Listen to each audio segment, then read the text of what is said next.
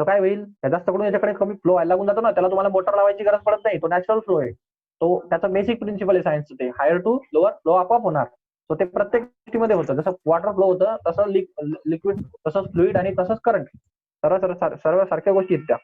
तो इथं तेच म्हणणं आहे त्याचं, की जेव्हा तुमचा गॅल्व्हनोमीटर झिरो रिडिंग द्यायला लागेल त्यावेळेस काय झालेलं असेल बरं, त्यावेळेस कंडिशन अशी असेल की हे जेव्हा असं झिरोवरती स्टॅग्नंट होऊन जाईल, तुम्ही रेजिस्टन्स चेंज करत राहणार तेव्हा, तर ही जेव्हा झिरो स्टॅग्नंट होऊन जाईल, याचा अर्थ असा आहे की वरती ह्या ए पॉईंट आणि बी सी पॉईंटच्या मधलं हे जे पोटेन्शियल डिफरन्स आहे, इथलं पोटेन्शियल डिफरन्स म्हणजे व्होल्टेज, आणि हे जे खालचं व्होल्टेज आहे पोटेन्शियल डिफरन्स, दोनही इक्वल झाल्याशिवाय ही कंडिशन येत नाही. आलं का लक्षात? जर ते अनबॅलन्स असतील, कुठे जास्त आणि कुठे कमी असेल, तर फ्लो होतच राहतो, गॅल्व्हनोमीटर रिडिंग दाखवतच राहतो. आला आता लक्षात? हो सर. हा, तर मला वेस्टर्न ब्रिज नेटवर्क मध्ये आणि याच्या पुढच्या प्रत्येक टॉपिक, मग ते मीटर ब्रिज असो का पोटेन्शियल मीटर असो, मला नल पॉईंट काढावा लागतो. आणि नल पॉईंट काढणं म्हणजे नेमकं काय करणं? नल पॉईंट काढणं म्हणजे नल पॉईंटच्या ठिकाणी गॅल्व्हनोमीटरचं रिडिंग झिरो भेटतं. याचा अर्थ असतो की ए आणि सी जे टर्मिनल असतात यांच्यातलं पोटेन्शियल डिफरन्स इक्वल झालेलं असतं. मी जो आता पुढे शब्द वापरणार, null point gain, null point gain करा, नल पॉईंट गेन करा. तो नल पॉईंट गेन करा म्हणजे काय? हे करा, हे मी आता तुम्हाला सांगतोय, गॅल्व्हनोमीटरचं रिडिंग झिरो करा आणि वरचं आणि खालचं पोटेन्शियल डिफरन्स इक्वल करा. Identity card okay, so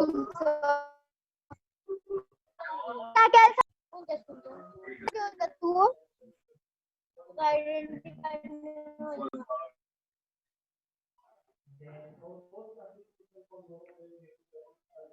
okay, हा, तर ही एक कंडिशन असते. आता ही कंडिशन तुम्ही आली इथं, तर तुम्ही म्हणणार इथं पहा, तुम्हाला इथं दिसत असेल की in a special case. Special case म्हणजे काय? मी ती स्पेशल केस अटेंड केली.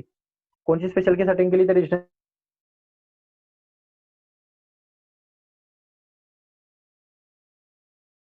अटेंड करणार. ज्या स्पेशल केसमध्ये तुमचा गॅल्व्हनोमीटर झिरो रिडिंग देईल. म्हणण्याचा उद्देश आहे वरचा पोटेन्शियल डिफरन्स आणि खालचा potential difference equal. So in that case the galvanometer has zero reading.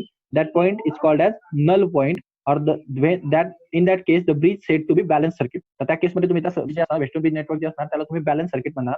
So in that balance condition galvanometer current must be zero. कारण मी तुम्हाला आता सांगितलं गॅल्व्हनोमीटर करंट झिरो का होईल, त्याच्यातनं करंट पास होणार नाही. So in that case if the galvanometer current is zero, so we have to substitute in equation number 1 of that value. So equation number 1 आणि तुमच्या इथे होते. So हे तुमचं इक्वेशन नंबर 1, इक्वेशन नंबर 2, याच्यामध्ये तुमचं गॅल्व्हनोमीटर त्या कंडिशन मध्ये झिरो असेल, तर ती कंडिशन आल्यानंतर हा फॉर्म्युला कसा रिअरेंज होईल, हे कंडिशन झिरो होऊन जाईल. सो हा पूर्ण फॅक्टर झिरो होऊन जाईल. सो इथं फक्त तुमचं काय उरलं, -I1P plus I2S is equal to zero. काय डाऊट याच्यात? हॅलो, काय डाऊट याच्यात? Then तुमची व्हॅल्यू IG ची value substitute in equation number 2. So here IG should be 0, IG should be 0, IG should be 0. So IG multiplied with G, so multiply केल्यानंतर value 0 होऊन जाईल. So याचा काही प्रश्न नाही. यांचा प्रश्न आहे पहा, -I1 -0 म्हणजे झालं असं -Y1 -0. -0 केलं तर काही फरक पडत नाही. So here -I1 as it is into 2 plus here I2 हे 0 प्लस केलं तरी काही फरक पडत नाही. So here I2 into R is equal to 0. Clear? Clear? Yes. So these two equations are here. हे दोन इक्वेशन तुम्हाला इथं पाहायला भेटतील पहा. ते जे पण तुम्हाला काढून दिले ते इथे पाहिजे, दिसतंय का? इक्वेशन नंबर 1 आणि 2 मधून. आता याच्यातनं हा काय करणार, कोणातरी एकाची व्हॅल्यू काढणार, दुसऱ्यात टाकणार. तेच ते मागे दोन लिनियर इक्वेशन सारखं सॉल्व्ह करायचं. आता याच्यातनं यांनी काय केलं, -I1P1 ची व्हॅल्यू काढली. ते -I1P1 याला काय केलं त्यांनी, हे मायनस साईन काढून टाकलं. त्याच्या बदल्या काय होईल, हे मायनस साईन काढण्याच्या बदल्या हे इथं प्लस होऊन जाईल, हे मायनस होऊन जाईल, आणि हे मायनस तिकडे गेल्यानंतर प्लस होऊन जाईल. समजलं का? हो. तसं हे पण मायनस साईन काढायच्या बदल्या हे प्लस होऊन जाईल, हे मायनस होऊन जाईल, आणि हे मायनस इकडे गेल्यानंतर प्लस होऊन जाईल. क्लिअर? येस. हा, देन इक्वेशन नंबर हे 3 असेल तुमचं, this is equation number 4. So we have to divide equation number 3 by equation number 4. Then what will get, so here see. So left hand साईडला जर आपण डिवाइड करतोय, तर राईट हँड साईडला पण आपल्याला डिवाइड करण्याची परमिशन भेटते. सो जे लेफ्टला करणार ते साईडला करावं लागतं. So here I2 upon R. काय करतोय, कारण I1 get cancel, I2 get cancel. So what will get, here P by Q is equal to S by R. Clear? Yes. Western bridge network condition. हे तुमच्या western bridge नेटवर्कची condition आहे. म्हणजे हे condition काढण्यासाठी हे जे काय सगळं होतं ते केलं. आता हे काय केलं मी नेमकं, मी नीट पहा. P/Q म्हणजे तुमचे जे रजिस्टर असतात ते सिक्वेन्स नाही घ्यायचे, गडबड करायची नाही. हा P, हा Q, हा S आणि हा R असे ते रजिस्टर असतात. PQRS अशा लाईनवर घ्यायचं होते. तरी काय पहा, तर वेस्टर्न ब्रिज नेटवर्क काय म्हणतं, जर तुमचा हा अननोन रेजिस्टन्स असेल तर तुम्हाला हे बाकीचे 3 माहिती असतात ना, या बाकीच्या 3चा वापर करून तुम्हाला याला काढता येतो. त्यांचं रिलेशन मध्ये कसं आहे, तर हा रेजिस्टन्स हा रेजिस्टन्स म्हणजे काय, इकडचे पहा या डिवाइड बाय हा म्हणजे कसं P/Q इज इक्वल टू असतो कोणा एवढा, याचा डिवाइड बाय याच्या एवढा, कोणाचा S/R एवढा. तर हा माहिती असतो, हा माहिती असतो, हा माहिती असतो, हा काढायचा. तर सिंपल आहे. जर तुम्हाला या तिघांच्या व्हॅल्यू माहिती आहे तर चौथा निघेल की नाही, येस. व्हॅल्यू निघत असते. सो याला म्हणतात वेस्टर्न ब्रिज नेटवर्क. हे वेस्टर्न ब्रिज नेटवर्कचं तुम्हाला कॉन्सेप्ट समजले का सर्व. डेरिव्हेशन इम्पॉर्टंट असू शकतं इन केस समवॉट केसेसमध्ये, तो कधी कधी विचारलं जाऊ शकतो. तर बॅलन्सिंग नेटवर्क काढा आणि त्याचे इक्वेशन्स वगैरे फाइंड आउट करून हे सर्वात शेवटीचं इक्वेशन काढा, P/Q is equal to S/R. So हे P/Q व्हॅल्यू लक्षात ठेवा. आता ऍक्च्युअली तुम्हाला प्रत्येक वेळेला P आणि Q असं त्याची लक्षात नाहीये. कोणी कोणी काय देतं, इथं R1 देतं, इथं R2 देतं, इथं R3 देतं, इथं R4 देतं. कोणी कोणी सिक्वेन्स चेंज करून टाकतं, इथं R4 देतं, इथं R2 देतं, इथं R1 देतं आणि इथं R3 देतं. याच्यानुसार तुमचा फॉर्म्युला काय झाला पाहिजे. मी काय सांगतो तुला, हे डिवाइड बाय हे म्हणजे काय R4 डिवाइड बाय R2 आणि मग हे डिवाइड बाय हे म्हणजे काय R1 डिवाइड बाय R. समजलं का. हो. नंबरवर डिपेंड नाहीये ते. तो R1 R2 R3 सिक्वेन्सने भेटतील अशातला भाग नाहीये. कॉन्सेप्टकडे लक्ष द्या. कोणता रेजिस्टन्स डिवाइड बाय कोणता करायचा. गडबड करू नका, नाही तर म्हणणार R1 बाय R2 करायचा असतो. सरांनी R1 इथं लिहिलं होतं, R4 काय लिहिलं, याला अर्थ नसतो. तुम्ही नाव काही पण देऊ शकता, दॅट्स युअर चॉईस. प्रत्येक वेगळी चॉईस असते. नॉलेजला किंमत आहे. सो हा एक तुमचा एक न्यूमेरिकल आहे इथं वेस्टर्न ब्रिज नेटवर्कचा. सो आजचा किती वेळ झाला, ठीक आहे. आपण मला असं वाटतं घेऊन टाकावं न्यूमेरिकल, चालेल का. हो सर. हा ठीक आहे. सो सी पहा, लक्षात घ्या, थोडं लवकर शिकून घ्या. At what value should be the variable registers to be set, what set that the bridge is balance. Variable resistance कोणत्या व्हॅल्यूला सेट केला पाहिजे, म्हणजे हा क्यू ची व्हॅल्यू नेमकी काय असली पाहिजे की ज्याला हे सर्किट काय होईल, बॅलन्स होईल. सर्किट बॅलन्स होणं म्हणजे समजतो तुम्हाला याचा अर्थ.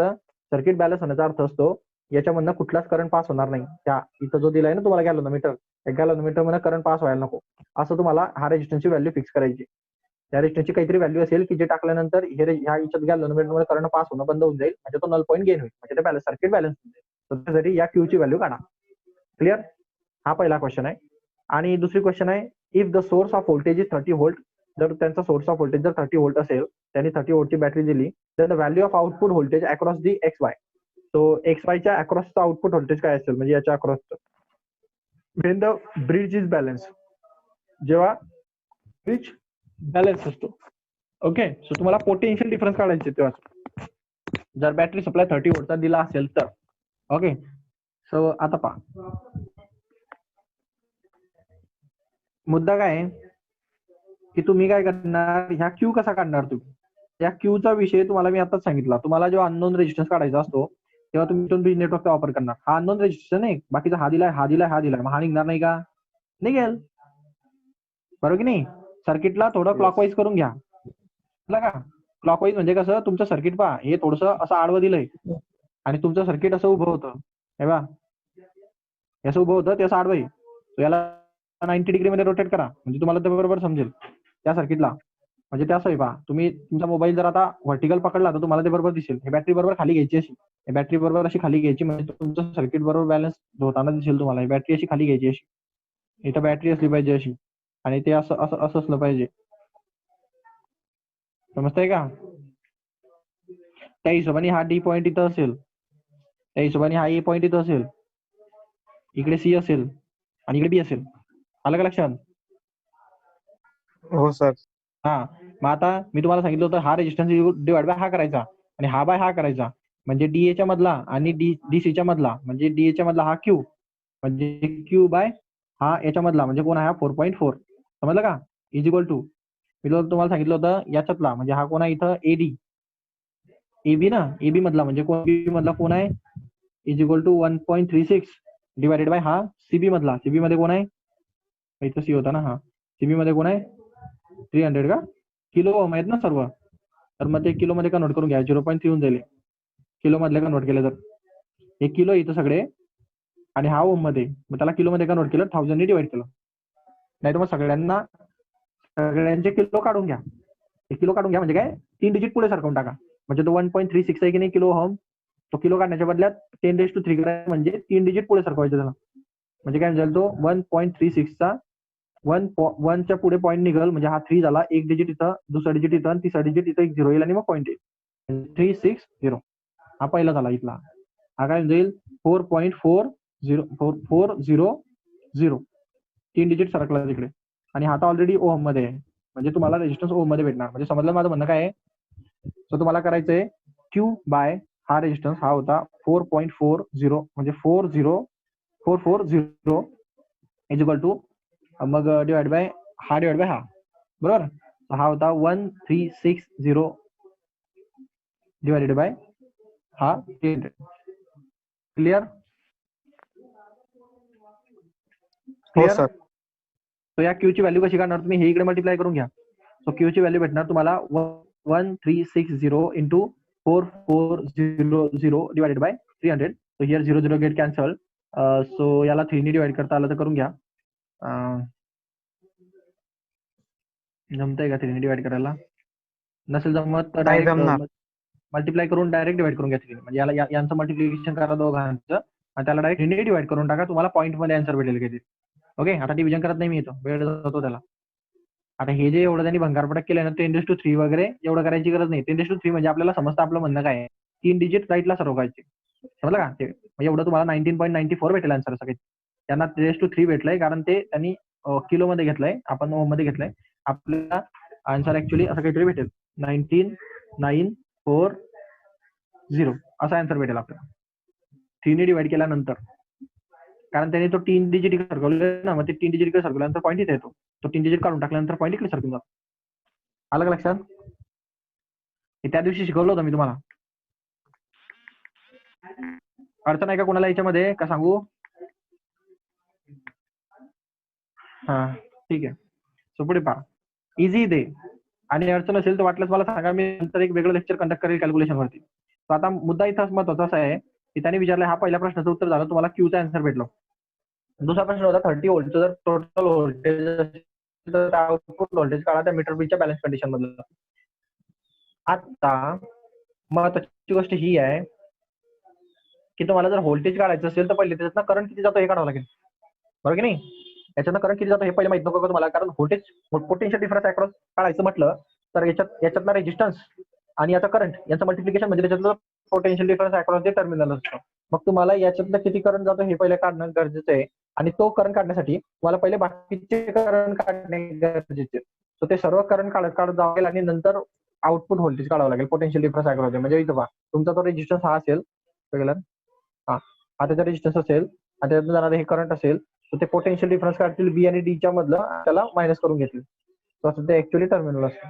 आता म्हणण्याचा उद्देश काय, हे पहा तुम्हाला म्हणतो तो एक्स आणि वाय, हे एक्स टर्मिनल इथून इथपर्यंत येऊन कट झालेलं आहे, वाय टर्मिनल इथून इथपर्यंत येऊन कट झालेलं आहे. म्हणजे याचा अर्थ या एक्स मध्ये केवढा एवढा पोटेन्शियल डिफरन्स असेल बी एवढंच आणि या वाय मध्ये कोणा एवढं असेल डी मध्येच, कारण शॉर्ट सर्किटेड आहे ना ते. मला सांगा एक वायर केली तुम्ही कनेक्ट इथं चार्जरला, समजा चार्जरला जर तुम्ही मोबाईल नाही लावला त्याच्यातून करंट पुढे पास जात नाही. म्हणजे याच्यामध्ये जेवढं व्होल्टेज आहे तेवढं व्होल्टेज इथं असतं. जेव्हा तुम्ही मोबाईल कनेक्ट करणार तेव्हा ते पास होईल. तर त्या हिशोबाने इथं बी ला जेव्हा व्होल्टेज असतं तेच एक्स ला असणार आणि डी ला जे असणार तेच वाय ला असणार. मला एक्स वाय मधलं काढायचे म्हणजे इनडायरेक्टली कोणाचं काढायचंय, इनडायरेक्टली कोणातलं काढायचंय. हॅलो, नाही समजलं? अरे एक्स आणि वायच्या मधलं पोटेन्शियल डिफरन्स काढायचं होतं की तुम्हाला. यांच्यामध्ये पोटेन्शियल डिफरन्स किती येईल ते, व्होल्टेज किती येईल ते. हॅलो, आवाज येत नाही का रे? सो मला सांगा हे इथं कनेक्ट केलेले आहेत का एकमेकाला, मला सांगा बरं हे कनेक्टेड आहे का नाही. हा, मग जर शॉर्ट सर्किटेड आहेत ते, याला शॉर्ट सर्किट म्हणतो आपण. सो हे जर शॉर्ट सर्किटेड आहेत सर्किट, तर ह्या ठिकाणी जे व्होल्टेज असणार तेच व्होल्टेज या बीला पण असेल ना, कारण तिथूनच आलंय ते. आणि या ठिकाणी जेवढं व्होल्टेज असणार तेवढं डीला असेल की नाही, मध्ये काहीच नाही येणार रेजिस्टन्स ना काही ना काही. सो बीच्या ठिकाणचा पोटेन्शियल डिफरन्स जो असणार आणि बीच्या ठिकाणचा जो पोटेन्शियल डिफरन्स असणार या दोघांच्या मधला पोटेन्शियल डिफरन्स काढायचा इनडायरेक्टली तुम्हाला एक बाय काढायचे. समजलं का? हॅलो. हो सर. हा, तर मग आता तुम्ही काय करा, तुम्ही बीच्या ठिकाणचा पोटेन्शियल डिफरन्स काढा, डीच्या ठिकाणचा पोटेन्शियल डिफरन्स काढा आणि दोघांची करून घ्या, म्हणजे आम्हाला काय भेटून जाईल. समजलं का? पोटेन्शियल डिफरन्स म्हणजे काय, डिफरन्स ना दोघांच्या मधला, मग याचा पोटेन्शियल काढायचं, याचा पोटेन्शियल काढायचं, यांचा डिफरन्स घ्यायचा, जो पोटेन्शियल डिफरन्स भेटेल एक्स आणि वाय मधलं. आता तुमचं टार्गेट आहे बी आणि डीच्या ठिकाणचं पोटेन्शियल काढणं. पोटेन्शियल म्हणजे काय, त्याचं व्होल्टेज काढणं. आता जर तुम्हाला बी आणि डीच्या ठिकाणी व्होल्टेज टोटल मिळून काढायचे तर तुम्हाला पहिले एक करंट माहिती नको का? करंट लागतील ना, आहे की नाही? हॅलो. हो सर. हा, पोटेन्शियल डिफरन्स काढायला करंट लागतात ना. मग आता करंट, तर पहिले तुमच्या पूर्ण ब्रांच मधलं पोटेन्शियल डिफरन्स काढा. पहा, तुमच्याकडे 2 ब्रांचेस आहे. मी तुम्हाला सांगितलं होतं, पहा बॅलन्स कंडिशनला काय असतं, तुम्ही नीट लक्षात घ्या क्वेश्चनकडे. क्वेश्चनकडे नीट लक्ष द्या. Wien the bridge is balance, हा शब्द लय इम्पॉर्टंट आहे. का बरं बॅलन्स? तो काय म्हणतो, बॅलन्स कंडिशन असताना पोटेन्शियल डिफरन्स काढा. म्हणजे बॅलन्स, मी तुम्हाला सांगितलं होतं बॅलन्स कंडिशन म्हणजे काय, वरचं पोटेन्शियल डिफरन्स म्हणजे इथलं व्होल्टेज हे इक्वल असतं कोणाला, त्या खालच्या व्होल्टेजला, त्याला आपण म्हणतो बॅलन्स कंडिशन. माहिती आहे ना? हॅलो. हा, मग त्या हिशोबाने तुम्हाला हे जे 2 पॉईंट होते यांच्यातलं पोटेन्शियल डिफरन्स जर काढायचे, तर ह्या बी आणि डी मधलं पोटेन्शियल डिफरन्स म्हणजे काय, तर हे पूर्ण पोटेन्शियल डिफरन्स वरचं आणि हे खालचं यांच्यातला डिफरन्स काढावा लागेल की नाही. तो डिफरन्स काढा. आता काय करणार तुम्ही, पहिले पूर्ण रेजिस्टन्स काढून घ्या तुमचा. तर तुमचं त्या सर्किटच्या हिशोबाने हे एक येतं आणि हे एक येतं, असं है ना, 2 येते अशी. त्याला सरळ करा या सर्किटला. असं उभं केल्यानंतर तुम्हाला ही वरची ब्रांच भेटेल आणि ते खालची जी ब्रांच होती ती अशी होती बाई इकडची, आणि इकडे बॅटरी नाही अशी. सो तुम्हाला याचा रेजिस्टन्स काढून घ्यावा लागेल आणि याचा रेजिस्टन्स काढून घ्यावा लागेल, म्हणजे तुम्हाला त्याच्यातलं पोटेन्शियल डिफरन्स काढता येईल. कारण रेजिस्टन्स इंटू करंट म्हणजे करंट इंटू रेजिस्टन्स म्हणजे व्होल्टेज असतं. तुम्हाला रेजिस्टन्स काढावा लागेल, करंट काढावा लागेल, त्या दोघांचा प्रोडक्ट करावा लागेल, म्हणजे मला व्होल्टेज भेटणार. ओके.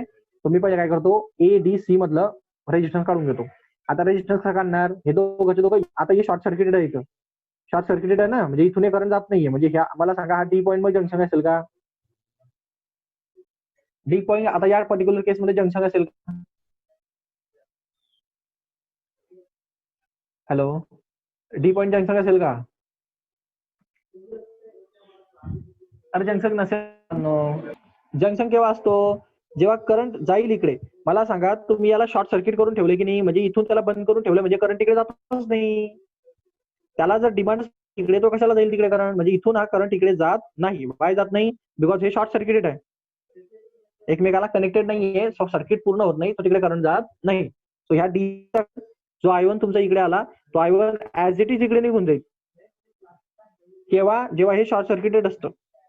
आणि मग जर गॅल्व्हनोमीटर लावला तर तो इकडे पण घुसतो.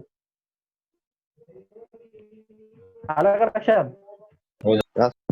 हा, मग ते महत्वाचं आहे की तो जंक्शन आहे का नाहीये. मग सध्याच्या केसमध्ये तो जंक्शन नाहीये. वाय जंक्शन नाहीये? Because circuit is short circuited between B and D. So that's why there is a open circuit between B and D. So here Y is open terminal. So D पासून Y कडे requirement नसल्यामुळे, कारण flow होण्यासाठी काहीतरी demand असते आणि demand नसल्यामुळे current flow होणार नाही. या ब्रांच मधनं करंट जाणार नाही. तो करंट जाणार नाही, तर जे I1 तुमचं इकडनं इकडे आलं होतं तेच I1 तुमचं इकडनं इकडे पास होईल. जे इकडनं तुमचं I2 आलं होतं तेच I2 तुमचं इकडनं इकडे पास होईल या पर्टिक्युलर केसमध्ये, बिकॉज हे शॉर्ट सर्किटेड आहे. क्लिअर? सोप्पा. आता तुमचं टोटल रेजिस्टन्स कसा काढणार तुम्ही, हे तुम्हाला सिरीज कॉम्बिनेशन भेटेल ना. ते जंक्शन नाही आहे ना, तो म्हणजे पॅरलल थोडी आहे, ते सिरीज आहे. समजलं का? दोनही रेजिस्टन्स सिरीज झाली की नाही, ते असे, हा ए पॉईंट होता, हा इथून हा क्यू रेजिस्टन्स होता, आणि मग त्याला डी पॉईंट होता, आणि त्या डी पासूनच पुढे सिरीज मध्ये हा रेजिस्टन्स आहे 4.4 किलो ओहम. समजलं का? हो सर. मग सिरीज कॉम्बिनेशन काय म्हणतं, जर तुम्हाला यांचा रिझल्टंट काढायचा असेल तर या रेजिस्टन्स आणि या रेजिस्टन्सची प्लस करायची, म्हणजे क्यू प्लस हे 4.4 किलो ओहम रेजिस्टन्सची प्लस केली पाहिजे तुम्ही. तो क्यू ची व्हॅल्यू तुम्ही आताच काढली, ती काय होती, 9.94 इंटू 10⁻³ ओके. सो तुम्हाला जर हे असं डायरेक्टच घ्यायचं असेल तर तुम्ही हा 10⁻³ हे पॉईंट इकडे सरकवून घ्या, म्हणजे तुम्हाला आन्सर भेटेल 19940 प्लस हा ओहम होता तुमचा 4.4, म्हणजे काय 4400 ओहम. दोघांची प्लस करा, सिरीजच्या कॉम्बिनेशन असल्या कारणाने डायरेक्ट प्लस करता येते. डायरेक्ट प्लस झाल्यानंतर तुम्हाला टोटल रेजिस्टन्स भेटतो 2 4 2 3 4 असं, म्हणजे 340. ओके, अच्छा 24340 हा पाहिला इथं दिसतोय का? हॅलो. हो सर. हा, आता तुमचा प्रश्न इथं उठला पाहिजे, डायरेक्ट प्लस नाही करून टाकत आपण. प्लस का केली त्याचं कारण आहे, कारण हे शॉर्ट सर्किट झाल्यामुळे हा जंक्शन पॉईंट न राहून तो सिरीज मध्ये येऊन गेलाय आता. Why? Because circuit short circuited between B and D. That's why. जर तिथं चुकून पण गेलं मीटर केला तर डायरेक्ट प्लस करून रेजिस्टन्स काढायचे नाही, कारण ते सर्किट पॅरलल मध्ये कनेक्ट होतं. पॅरललचे resistance 1/R is equal to 1/Q plus 1/4.4 घ्यावा लागला असता. तर नीट लक्षात ठेवा, हे सगळं बेसिक कॉन्सेप्ट खूप जबरदस्त लागतं त्या चॅप्टर मध्ये. सो जसं याचं झालं होतं दोघांची प्लस, तशी याची पण होईल मग, कारण हा पण तर इथं शॉर्ट सर्किटेड आहे. मग यांचा पण टोटल रेजिस्टन्स काय भेटणार? तो यांचा टोटल रेजिस्टन्स भेटणार हा 1.34. याला व्होल्टेज किलोचं काढून टाका, म्हणजे ते होऊन जाईल 1306 प्लस हे किती होते 300. त्या दोघांची प्लस केल्यानंतर तुम्हाला काहीतरी आन्सर भेटेल, ते लिहून टाकायचं. ओके, सो ते इकडचा याचा व्होल्टेज झालं, इकडचा याचा रेजिस्टन्स झाला, आणि हा इकडचा याचा रेजिस्टन्स झाला. तो आधीचा 2 ब्रांच मधला टोटल रेजिस्टन्स काढून घेतला आपण. हे डाऊट? हॅलो. नाही सर. हा, सो आता लक्ष द्या इकडे. आता मुद्दा पहा, एसी मधनं, एसी म्हणजे काय, ए पासून सी पर्यंत, ए पासून सी पर्यंतचा रेजिस्टन्स आपल्याला भेटलेला आहे. पण आता याला करंटनी जोपर्यंत मल्टिप्लाय करत नाही तोपर्यंत आपल्याला व्होल्टेज भेटणार नाही. तो नुसता रेजिस्टन्स, आपल्याकडे रेजिस्टन्स आता ऑलरेडी आलेला आहे, पण आपल्याला काय करावं लागेल आधी? करंट म्हणजे I1 काढावं लागेल, बरोबर की नाही? I1 ची व्हॅल्यू भेटली पाहिजे ना. हो सर. सो I1 ची व्हॅल्यू काढा आता. तर I1 ची व्हॅल्यू कशी काढणार तुम्ही? तर तुमचं पोटेन्शियल डिफरन्स जे अक्रॉसचं असेल, ते पोटेन्शियल डिफरन्स किती असेल मला सांगा. हे बा, तुमच्या ह्या पूर्ण सर्किटमध्ये, या पूर्ण सर्किट इथून हे कनेक्शन जे आहे, हे कनेक्शन जंक्शन पॉईंट आहे. हा ए तर जंक्शन पॉईंट आहे, याच्यात काही डाऊट आहे का कुणाला? ए आणि सी. नाही. कारण इकडनं इकडे आणि इकडनं इकडे जाणार, इथं हे शॉर्ट सर्किटेड मधलं आहे, हे जंक्शन नाही येत, हे जंक्शन नाही येत, पण हा ए आणि सीचं जंक्शन असणार 100%, कारण तिथून करंट डिवाइड होते बा, इकडे I1 आला आणि इकडे I2 आला. तर हे आणि सी जंक्शन पॉईंट आहे. मी तुम्हाला एकदम बेसिक सुरुवातीला शिकवताना सांगितलं असेल की सिरीज कनेक्शन मध्ये, सिरीज जर कनेक्शन असेल तर करंट डिवाइड होत नाही, पण व्होल्टेज डिवाइड होतं, म्हणजे ड्रॉप होतं. म्हणजे इथं 100 व्होल्ट असेल तर इथं 50 व्होल्टच भेटणार. समजलं का? कारण व्होल्टेज खातो सिरीज मध्ये, करंट नाही खात, करंट डिवाइड होत नाही. पण पॅरलल कनेक्शन मध्ये मी तुम्हाला सांगताना सांगितलं असेल पण त्या दिवशी, त्या मध्ये नीट आठवा तुम्ही, कारण शिकवलंच असेल मी 100%. इथनं करंट डिवाइड होतो, म्हणजे I1 आणि I2 होईल, पण यांच्या अक्रॉसचं जे व्होल्टेज असतं, म्हणजे या एच्या ठिकाणी जे व्होल्टेज असणार तेच सीच्या ठिकाणी असणार, तेच या ठिकाणी पण व्होल्टेज असणार, तेच या ठिकाणी पण व्होल्टेज असणार. व्होल्टेज चेंज होत नाही. आलं का लक्षात? Wien circuit connected in parallel connection. आलं का लक्षात? हा, मग आता त्या रूलचा इथं बारीकसा उपयोग केलाय. हे डायरेक्ट रट्टे नाही मारत. आता एच्या ठिकाणी पहा, हा काय म्हणतो, ए पासून डी पर्यंत हे पूर्ण व्होल्टेज किती असेल? मग 30 व्होल्ट असेल. वाय 30 व्होल्ट असेल? कारण बॅटरी किती व्होल्टची होती? 30 व्होल्टची होती. मग इथपर्यंत तुमचं 30 व्होल्ट आलेलं होतं. हे 30 व्होल्ट डिवाइड का बरं नाही झालं?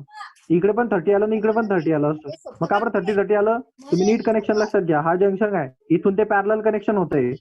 पॅरलल कनेक्शन मध्ये व्होल्टेज डिवाइड होत नाही. शिकवलं होतं ना?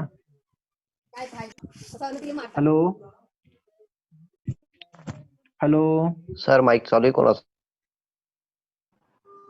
हा, कोणीतरी माईक बंद करा, कोणीतरी माईक सुरू आहे. सो मला तुम्हाला हे प्रश्नाचं उत्तर द्या. मला तुम्हाला हे समजलं का इथं 30 इथं 30 का बरं आलं? हे ते डिवाइड का बरं नाही झालं?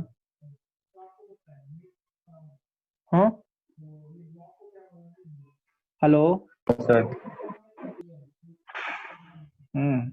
हे पहा, बारकाईने गोष्ट शिका. मी तुम्हाला काय करतोय, तुम्ही माझा प्रयत्न समजून घेत नाही. मी तुम्हाला एकाच न्यूमेरिकल मध्ये सर्व व्हरायटीचे न्यूमेरिकल शिकवतोय. त्याच्यामुळे पूर्ण बेसिक कॉन्सेप्ट एकाच न्यूमेरिकल मध्ये शिकवण्याचा प्रयत्न आहे. पुढे चालून आपल्याला याचा फायदा होईल. तुम्ही म्हणणार एक न्यूमेरिकलला एवढी डोकं लावायची काय गरज होती? तर हा सर्वात चांगला पॅटर्न असतो एज्युकेशनचा. आम्हाला इंजिनिअरिंगला एक टीचर होते, कुलकर्णी सर म्हणून, COEP चे प्रिन्सिपल होते. COEP इंजिनिअरिंग कॉलेज माहिती तुम्हाला, तिथनं प्रिन्सिपल होते ते. तर ते आम्हाला व्हायब्रेशन नावाचा एक सब्जेक्ट शिकवायचे. सर्वात टफेस्ट सब्जेक्ट आहे इंजिनिअरिंग मला. एकच न्यूमेरिकल घ्यायचे पूर्ण चॅप्टर मध्ये, पण एक न्यूमेरिकल 4 ते 5 दिवस चालायचा. त्या सरांची जबरदस्त मेथड होती. ते काय करायचे, एका न्यूमेरिकल मध्ये चॅप्टरचे सर्व न्यूमेरिकल टाकून द्यायचे. म्हणजे त्याच न्यूमेरिकलला परत चेंज करून त्याने होतं काय, चेंजेस तुम्हाला पटापट समजतात.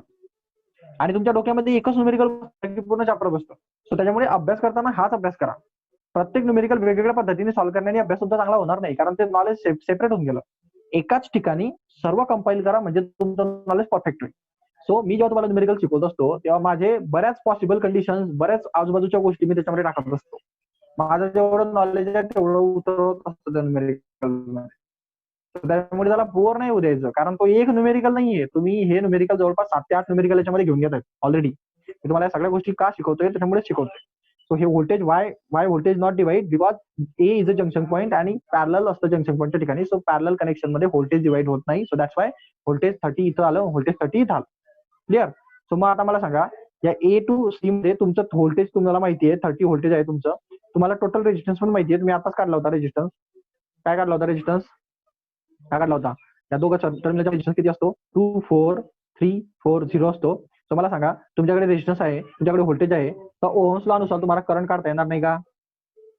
व्होल्टेज तुमचं 30 व्होल्ट आहे, तुमचा करंट तुम्हाला काढायचा आहे I1 करंट चालला दिसत नाही, I1 काढायचा आहे मला. रेजिस्टन्स मला माहिती आहे किती रेजिस्टन्स आहे, 24340. सो मी हा रेजिस्टन्स जर इकडे डिवाइड केला, so divide by 24340 is equal to what will get, I1 भेटेल ना आपल्याला. समजलं?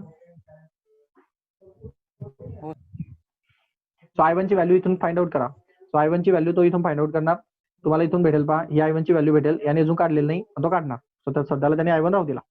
I1 काढला, समजलं? तसं आपल्याला I2 पण काढावं लागेल. ओके. I2 ची व्हॅल्यू कुठून घेणार तुम्ही? I2 करंट कोणत्या सर्किट मध्ये होता? तो इकडच्या ब्रांच मध्ये होता पहा. सो इकडची ब्रांच होती I2 ची. आता मला सांगा, याचा रेजिस्टन्स तुम्ही काढला होता की नाही? यांची आणि यांची प्लस करून काढला होता ना, या रेजिस्टन्स टोटल मिळून यांची प्लस करून. सो तो प्लस करून तुम्हाला काय भेटलं होतं? तुम्हाला प्लस करून रेजिस्टन्स भेटला होता. गेला हा तुमची प्लस होती टोटल मिळून 19940. यांची प्लस केल्यानंतर हे आणि हे आणि हे यांची प्लस केल्यानंतर तुम्हाला भेटलं होतं 19940. हे दोघांची टोटल रेजिस्टन्स या सर्किटचा हा झाला.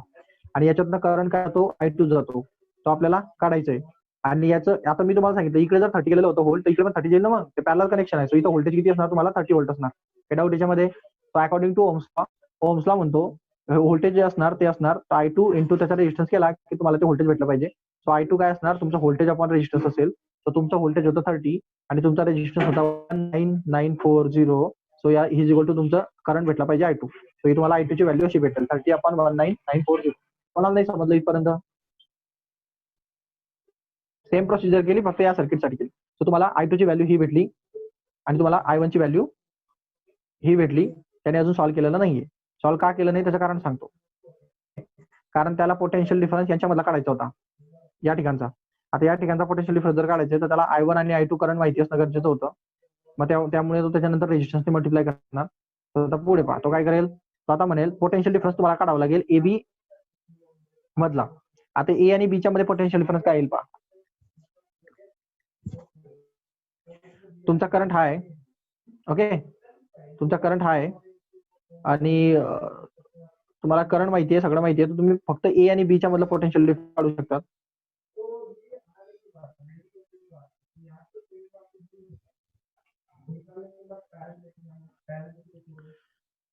आता मला पाहिजे, इकडे लक्ष द्या. या X पर्यंत कोणचा फोर्स फक्त कन्सिडर केला जाईल? कारण तुम्ही नीट पहा, Xचं कनेक्शन इथून फक्त इथपर्यंत आहे, कारण करंट येतोय. आणि याचं कनेक्शन इथून इथपर्यंत आहे, म्हणजे फक्त करंट इकडनं येतोय.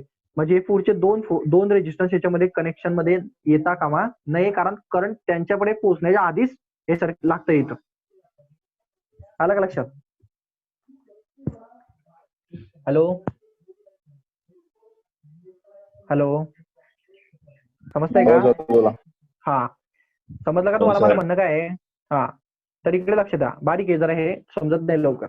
सो मी तुम्हाला सांगितलं होतं, मला X आणि Y चा पोटेन्शियल डिफरन्स काढायचा असेल, म्हणजे या ठिकाणचं व्होल्टेज आणि या ठिकाणचं व्होल्टेज, म्हणजे फक्त B च्या ठिकाणचं आणि D च्या ठिकाणचं. तर B च्या ठिकाणी फक्त एवढाच रेजिस्टन्स यूज झालेला आहे आतापर्यंत. हे तर अजून पुढे जायचंय आपल्याला, मग मला पुढच्याची काही गरज नाही ना, मला इथपर्यंतच काढायचंय फक्त. सो माझ्यासाठी याच्या ठिकाणचं करंट काढणं महत्वाचं होतं आणि याच्या ठिकाणचं करंट काढणं महत्वाचं होतं. ते मी आधी काढून घेतलं. का? कारण बिना करंटचं आणि रेजिस्टन्सचं मला व्होल्टेज काढता येत नाही. सो मला करंट भेटलेलं आहे ऑलरेडी आणि मला आता काय फक्त याला रेजिस्टन्सने मल्टिप्लाय करायचंय रेजिस्टन्स मल्टिप्लाय केलं की याच्या ठिकाणी तुम्हाला काय भेटून जाईल, व्होल्टेज ऍट दी पॉईंट बी भेटून जाईल आणि voltage at the point D भेटून जाईल. डाऊट याच्यामध्ये? ओके. सो आता मी काय करणार, माझ्याकडे I2 ची व्हॅल्यू ऑलरेडी आहे. सो याच्यासाठी रेजिस्टन्स कोणता युज करणार तुम्ही, तर रेजिस्टन्स नीट पहा. याला फक्त इथपर्यंत एवढाच रेजिस्टन्स ऑफर झालेला आहे आणि याला इथपर्यंत फक्त एवढाच रेजिस्टन्स ऑफर झालेला आहे. हा पुढचा रेजिस्टन्स याच्या कॅल्क्युलेशन मध्ये येणार नाही, कारण तुम्ही फक्त बीच्या ठिकाणच्या पोटेन्शियल डिफरन्सची गोष्ट करताय. सो I2 जे करंट होतं ते I2 इंटू रेजिस्टन्स कोणता असला पाहिजे, 1360 ओहम. हे झालं व्होल्टेज कोणत्या ठिकाणचं, बीच्या ठिकाणचं. आणि व्होल्टेज बीच्या ठिकाणचं कोणतं असेल, त्याचा क्यू रेजिस्टन्स, क्यू जो रेजिस्टन्स होता तो क्यू रेजिस्टन्स इंटू त्याच्यातून जाणारा करंट कोण होतं, I1.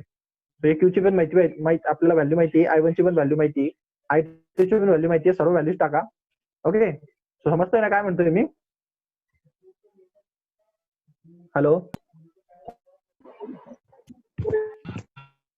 हॅलो. हा, हो हे सर. लेक्चर नीट पाहून घ्या, थोडंसं जमलिंग आहे. सो मी काय करणार, मी एसी आणि AB आणि याच्या ठिकाणचं पोटेन्शियल डिफरन्स काढून घेणार. मग मी तशा फॉर्म्युल्याने VB, मी बीच्या ठिकाणचं पोटेन्शियल डिफरन्स काढलं आणि डीच्या ठिकाणचं पोटेन्शियल डिफरन्स काढलं. ते करंट I1 इंटू त्याचा रेजिस्टन्स करून तो, आणि हे बाही केलं पाहिजे I2 रेजिस्टन्स केला तो या बीच्या ठिकाणचं काढलं त्यांनी आणि तसं डीच्या ठिकाण पण काढला. ओके. सो इथं डीच्या ठिकाणचं काढलंय पाहिजे एवढं. आलं लक्षात? हे I1 करंट होतं, I1 ची व्हॅल्यू त्याला होती आणि हे त्याचा रेजिस्टन्स होता, रेजिस्टन्सला मल्टिप्लाय केला. सो I1 ची व्हॅल्यू तुमची किती होती, 30/19,940 होती आणि त्याला हे I1 झालं. हे कोणत्या ठिकाणचं, डी पॉईंटच्या ठिकाणचं पोटेन्शियल डिफरन्स काढतोय मी, त्या डी पॉईंटच्या ठिकाणचं. हे I1 ची व्हॅल्यू होती आणि त्याला रेजिस्टन्स किती लागत होता, तो रेजिस्टन्स होता त्याचा 19 नाही, हे होता खाली डिनोमिनेटर मध्ये काय होतं त्याला, एक व्हीडीच्या ठिकाणी I1 ची तुमची व्हॅल्यू होती, I1 इंटू तुम्हाला रेजिस्टन्स करावं लागेल. सो I1 ची व्हॅल्यू होती तुमची 30/24340. हे I1 होतं तुमचं आणि तो वरचा रेजिस्टन्स फक्त रिझल्टंट नाही, फक्त अप्लाय होणारा रेजिस्टन्स, अप्लाय होणारा रेजिस्टन्स होता 19940. त्यांना तुम्ही मल्टिप्लाय करा, हे झालं I1 इंटू आर. याचं मल्टिप्लिकेशन तुम्हाला डी पॉईंट ठिकाणचं पोटेन्शियल डिफरन्स देईल. काय डाऊट इथपर्यंत?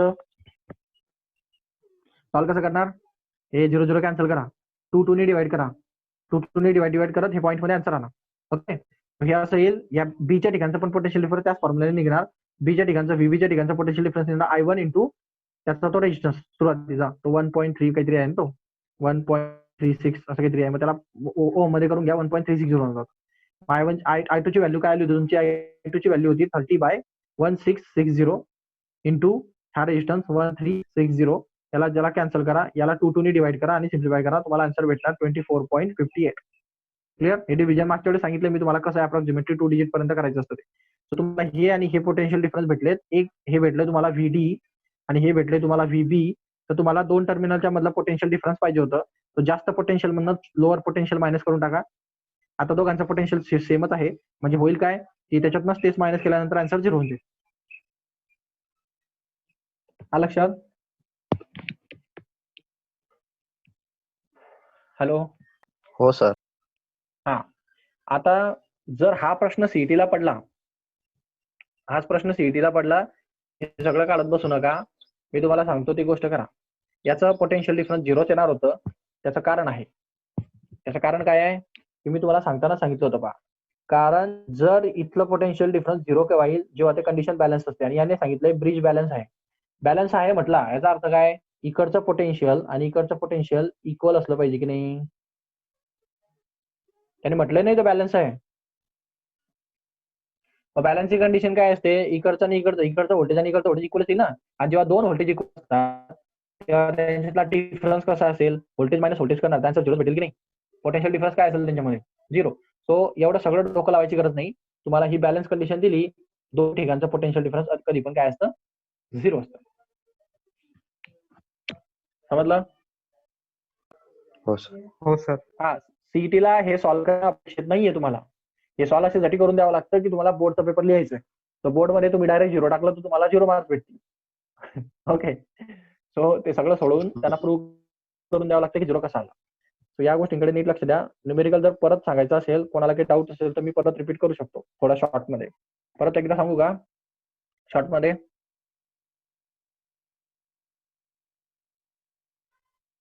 शॉर्टमध्ये सांगायची गरज आहे का लेक्चर खूप मोठं झालंय? Hello hello. हो सर बोला. सांगायची गरज आहे का शॉर्ट मध्ये? आवाज येत नाही तुम्हाला? सांगून द्या सर. हे बा काय आहे, तुम्हाला इथं या numerical या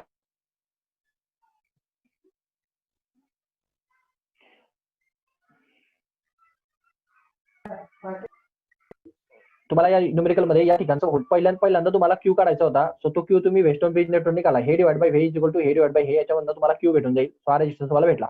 त्याच्यानंतर तुम्हाला यांच्यामधलं पोटेन्शियल डिफरन्स काढायचं होतं. सो यांच्यातला पोटेन्शियल म्हणजे काय, या बीच्या ठिकाणी जो व्होल्टेज येणार आणि या डीच्या ठिकाणी जो व्होल्टेज येणार याच्यामधला डिफरन्स काढायचा म्हणजे मायनस करायचं. या ठिकाणी जर तुम्हाला व्होल्टेज काढायचं तर व्होल्टेजचा सिंपल फॉर्म्युला असतो करंट इंटू रेजिस्टन्स. या ठिकाणी करंट इंटू रेजिस्टन्स. याच्यासाठी तुम्हाला रेजिस्टन्स माहिती पाहिजे. सो रेजिस्टन्स तुमच्याकडे ऑलरेडी नोन आहे, कारण इथून इथपर्यंत हा रेजिस्टन्स येतो आणि इथून इथपर्यंत हा रेजिस्टन्स येतो. सो रेजिस्टन्स बद्दल तुम्हाला नॉलेज आहे. तुम्हाला फक्त याच्यातला करंटची गोष्ट काढावी लागेल, म्हणजे इथला I2 आणि इथला I1 करंट पहिले फाइंड करावं लागेल आणि त्याच्यानंतर ते मल्टिप्लिकेशन करावं लागेल. तो I1 आणि I2 तुम्ही कसं काढणार? तो I1 आणि I2 स्मार्टली काढलं त्यांनी. I1 आणि I2 काढण्यासाठी त्यांनी काय केलं, त्यांनी A आणि C पर्यंतचा पूर्ण कनेक्शनचा विचार केला. या पूर्ण कनेक्शन मध्ये 30 व्होल्ट असेल. वाय 30 व्होल्ट असेल? बिकॉज इकडनं तुम्हाला पूर्ण सप्लाय 30 व्होल्ट केला गेला. तर या टोटल याला 30 व्होल्टचा सप्लाय आहे A पासून C पर्यंत. तर त्यांनी काय केलं, पहिल्यांदा याचा टोटल रेजिस्टन्स काढून घेतला या पूर्ण सर्किटचा.